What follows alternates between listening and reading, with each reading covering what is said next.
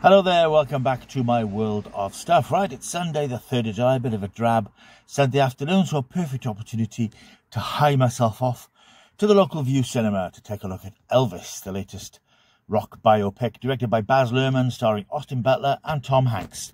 Stick with me and I'll tell you what I thought of it.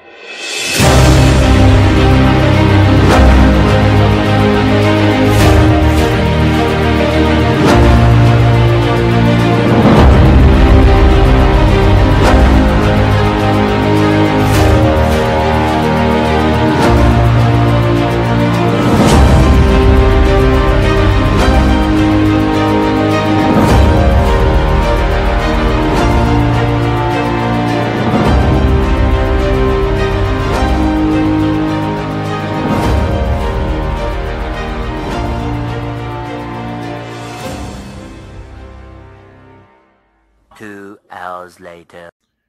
Hello, welcome back then. Here we are, another video in my enormously popular YouTube channel.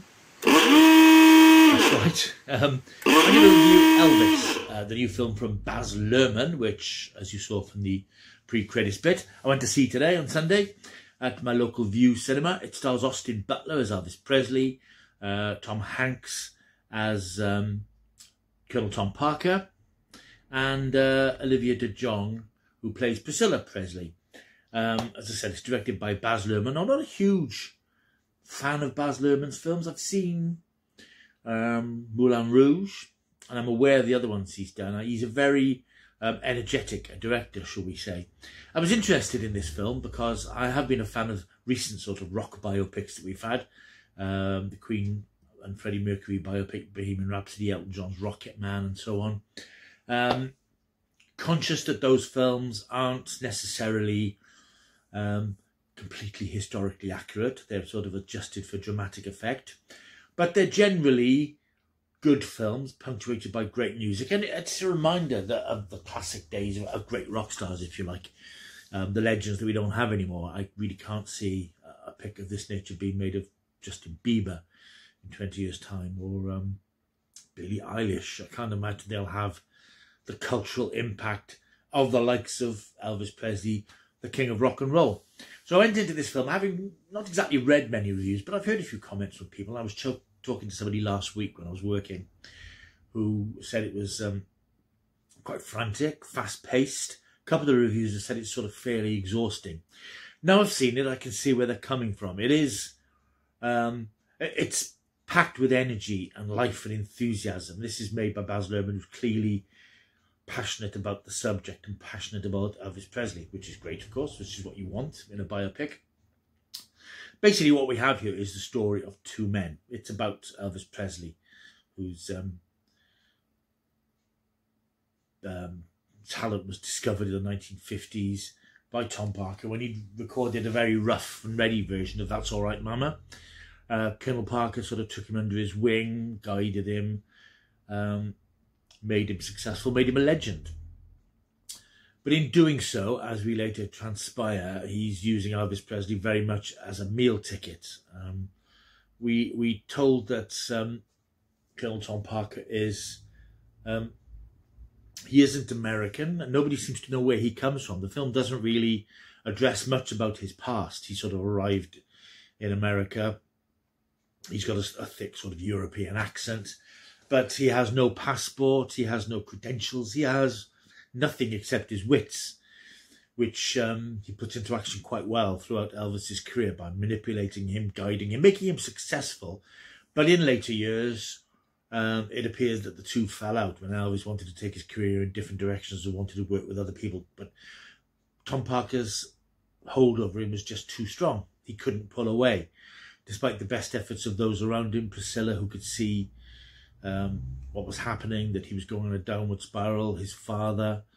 But the problem was, I think, and I think the film sort of hints broadly at it, is that Elvis was so successful, too many people came to rely on him as a meal ticket. You know, he paid a lot of wages, he provided people with a lot of work.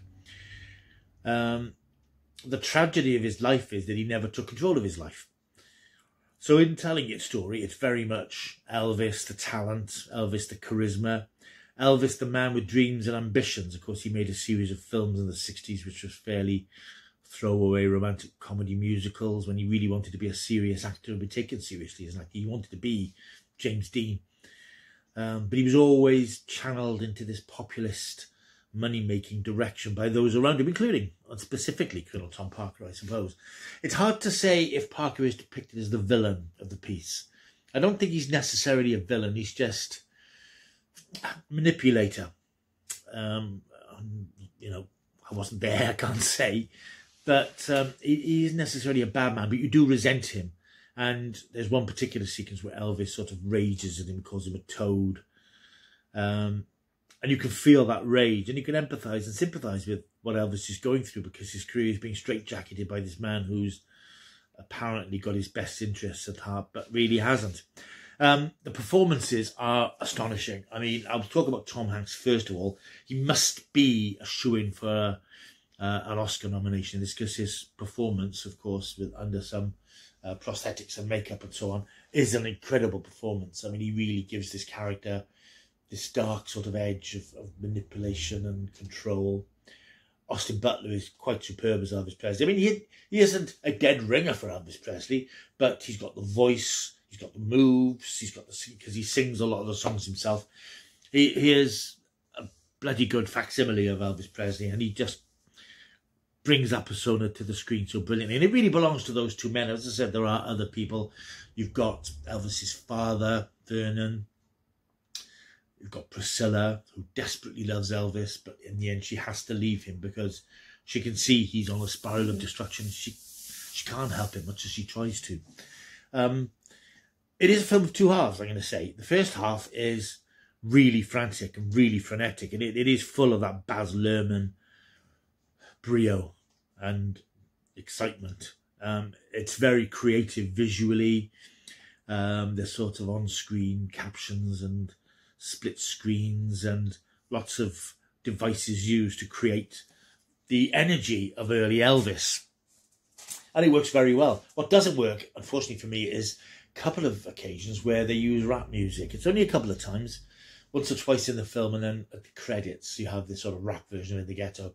And I know that, I suppose, because Elvis, his music came from the ghetto, came from black music and gospel music, you know, there's a lineage there. The rap music comes from that as well. But as a person who doesn't really like rap music, it just jars a little bit for me when you watched a film where you've got the golden tones of Elvis Presley as portrayed by Austin Butler. To have this guttural, clumsy rap music just jarred with me a little bit. And the film, as I said, the first hour or so is frantic and exhausting in a way, keeping up with it all. But quite interestingly, it sort of slows down when we get to Elvis's later years. You go through all the stuff with him being drafted, and it's incredible to think now all the fuss that there was about Elvis's over-sexualised performances. They seem quite tame today, by today's standards, of course, because they are. But it was outrageous at the time. There was threats of him being imprisoned, you know, corrupting the morals of the country's youth. And this was 60 years ago, 70 years ago. So it's 60 years ago. So it's sort of, you know, it's not that long ago, really, that America went crazy over this man behaving in this fashion which they couldn't cope with.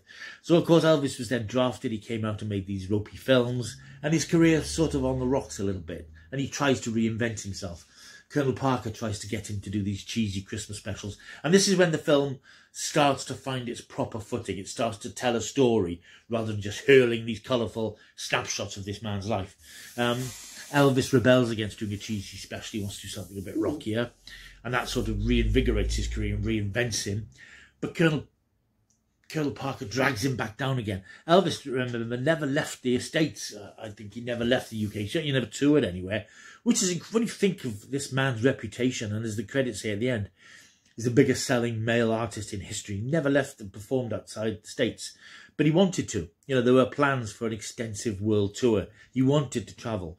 But Tom Parker created this fear, sort of security. You know, security was going to be a problem, keeping him safe.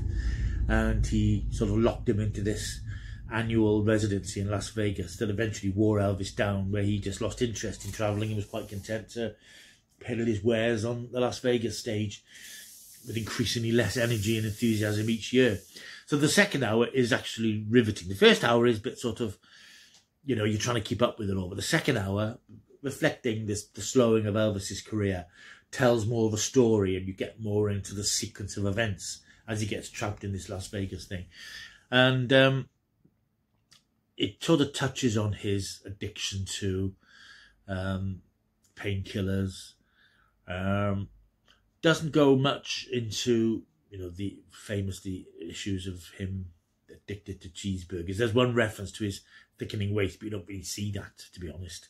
So it sort of tries to focus on the positives of Elvis, and his death is obviously dealt with, but it's not dramatized. It doesn't need to be. We know what happened to Elvis. We know how his life came to a sad end in August 1977. We don't need to see that dramatized, because we've seen the decline. We've seen his energy fading away, which is, as I say, it's just tragic. I really enjoyed the film. It's terrific. If you go and see it, and I recommend you go and see it, hang on to the first hour, because it is a helter-skelter. It rattles along.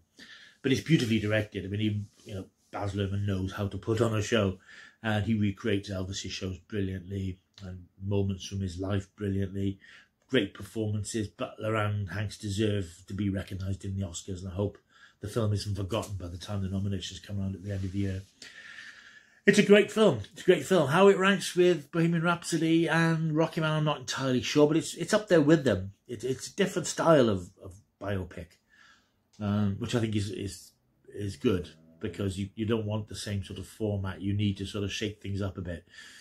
But I thoroughly enjoyed it. It was really entertaining and very touching and poignant in places. And you sort of, if you're not that familiar with Elvis's stuff, then this film makes you realise how important he was and how popular he was.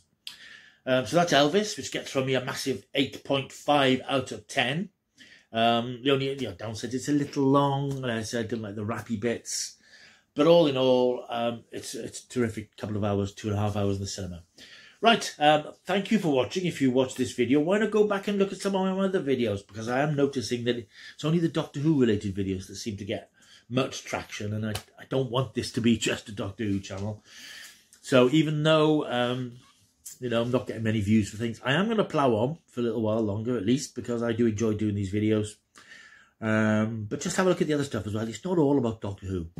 Right, thank you for watching. Like, subscribe, comment, share, and all that sort of stuff, and I'll see you soon. Until I do, keep taking the stuff.